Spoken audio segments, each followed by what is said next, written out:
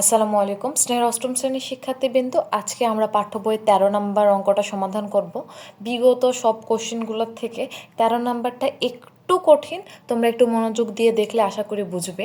এখানে বলেছে কোনো আসল 3 বছরে মুনাফা আসলে 1578 টাকা। দেখো 3 বছর সময় দেওয়া আছে, মুনাফা আসল দেওয়া আছে এবং 5 বছরে মুনাফা আসলে 1830 টাকা। এখানে 5 বছরের মুনাফা আসল দেওয়া আছে আর 3 বছরের মুনাফা আসল দেওয়া আছে। তাহলে আমি কি করব, দেখো 5 বছরের মুনাফা আসল থেকে আমি যদি অর্থাৎ 5 বছরের আসল থেকে আমি যদি 3 বছরের আসলটা বিয়োগ করি তাহলে কিন্তু আমি মুনাফা পাবো, তাই না? আমি সেই ট্রিক্স অ্যাপ্লাই করে এই অঙ্কটা সমাধান করব। দেখো কি লিখবো তাহলে, আসলটা আমি বাদ দিয়ে শুধু মুনাফাটা রাখতে চাচ্ছি। তাহলে কী হবে, দেখো আসল প্লাস 5 বছরের মুনাফা। তার মানে কি, আমি মুনাফা আসলটাকে আলাদাভাবে লিখলাম, মুনাফা আর আসল যোগ করলে মুনাফা আসল হয় না, আমি একটু আলাদা করে লিখেছি। দেখো আসল প্লাস 5 বছরের মুনাফা কত দেওয়া আছে, 1830 টাকা। তারপরে কি দেওয়া আছে, দেখো আসল প্লাস 3 বছরের মুনাফা দেওয়া আছে, তাই না? আসল প্লাস 3 বছরের মুনাফা, অর্থাৎ 3 বছরের মুনাফা আসল দেওয়া আছে। আমি একটু আলাদা করে লিখলাম এই জন্য যাতে আমি খুব সহজে মুনাফাটা বের করতে পারি, 1578 টাকা। এখন আমি কি করব, দেখো আমার মূল টার্গেটটা মুনাফা বের করা, আসলটা বাদ দেওয়া। তাহলে আমি আসল কিভাবে বাদ দিতে পারি, আমি যদি বিয়োগ করি, তাই না? বিয়োগ করলে আমি খুব সহজে আসলটা বাদ দিতে পারবো। এই যে দেখো এই আসল কাটা যাবে, এখানে প্লাস এখানে মাইনাস আছে, তাই না? তাহলে খুব সহজে এই আসল বাদ গেল। তাহলে এখানে কি থাকে, দেখো 5 থেকে 3 বিয়োগ করেছি, তাহলে আমি পাবো 2 বছরের মুনাফা পেয়ে যাচ্ছি, মুনাফা। এখন কি করব, 1830 থেকে 1578 বাদ দিব, 1830 1578 কত পাবো, 252 টাকা। আমি এটা কত বছরের মুনাফা পেয়েছি, আমি 2 বছরের মুনাফা পেয়েছি। তাহলে আমি 3 বছরের মুনাফা কীভাবে বের করতে পারবো, ঐকিক নিয়মে বের করতে পারবো। কারণ কি, আমার 3 বছরের মুনাফা জানলে আমি খুব সহজে 3 বছরের মুনাফা আসল থেকে মুনাফাটা বাদ দিয়ে 3 বছরের আসলটা পাবো। এটাই আমার মূল টার্গেট। এই জন্য আমি কি করতেছি, এখন ঐকিক নিয়মে যাব। এখন অতএব 3 বছরের মুনাফা, 3 বছরের মুনাফা কি হবে, গুণ 3 ভাগ 2। তাহলে কি হবে, দেখো গুণ 3 ভাগ 2 কত হয়, 378 টাকা। 378 টাকা। এটা আমি কি পেলাম, আমি পেলাম 3 বছরের মুনাফা।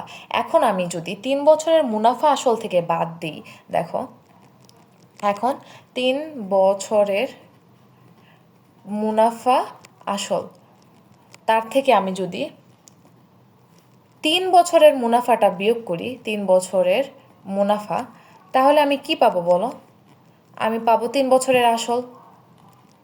3 বছরের আসল, সরি দেখা যাচ্ছিল না মনে হয়, 3 বছরের আসল।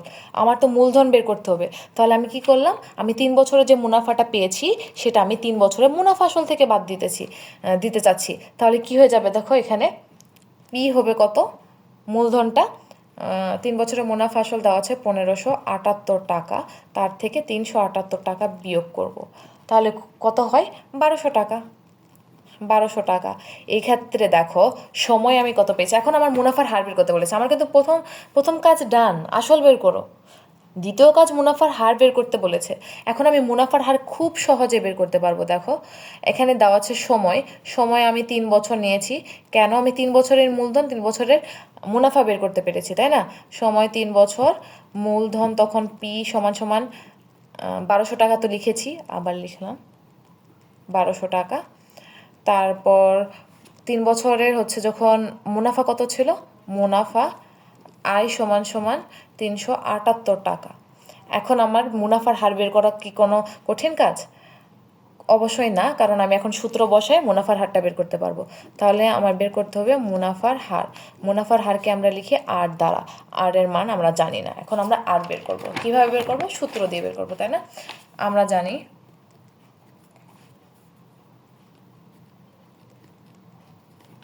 আই সমান সমান পিআরএন, তাই না?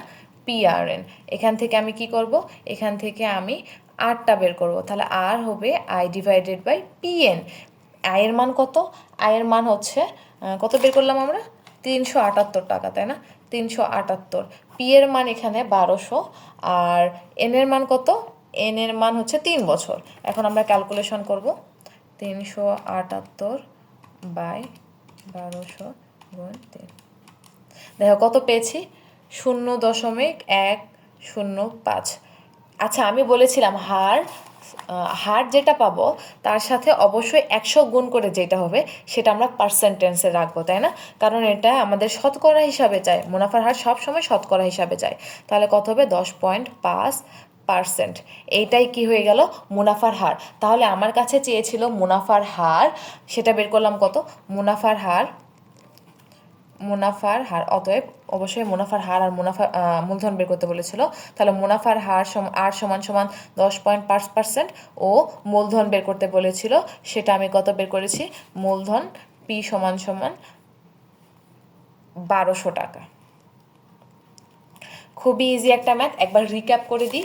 দেখো, এখানে আমার 5 বছরের মুনাফা আসল দেওয়া ছিল, 3 বছরের মুনাফা আসল দেওয়া ছিল। আমি সেখান থেকে মুনাফাটা আলাদা করেছি, করার ফলে আমি 2 বছরের মুনাফা পেয়েছি। আমি ঐকিক নিয়মে 3 বছরের মুনাফাটা বের করে নিয়েছি। 3 বছরের মুনাফাটা আমি কি করেছি? 3 বছরের মুনাফা আসল থেকে বিয়োগ করেছি। তার ফলে আমি কি পেয়েছি? 3 বছরের মূলধন পেয়েছি, যেটা আমার পি এর মান। সময় আমি 3 বছর লিখেছি, মুনাফা তো পেয়ে গেলাম। তারপর আমি কি করেছি? আমি হারটা নির্ণয় করেছি শুধুমাত্র সূত্র প্রয়োগ করে। দেন তারপর আমি খুব ইজিলি মুনাফার হারটা পেয়ে গেছি।